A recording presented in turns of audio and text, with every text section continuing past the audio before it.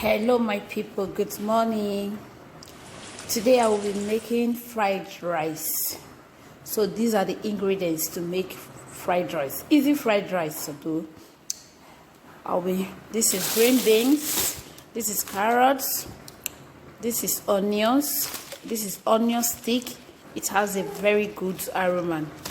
This is green pepper, rice, Maggi stock with butter and salt. This is my chicken. Hi.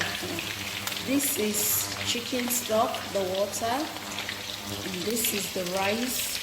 I'm about to wash the rice inside this water, and this is my chicken.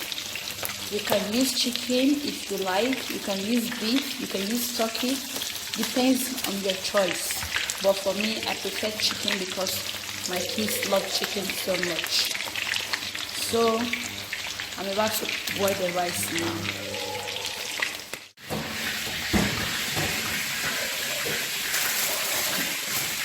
Okay.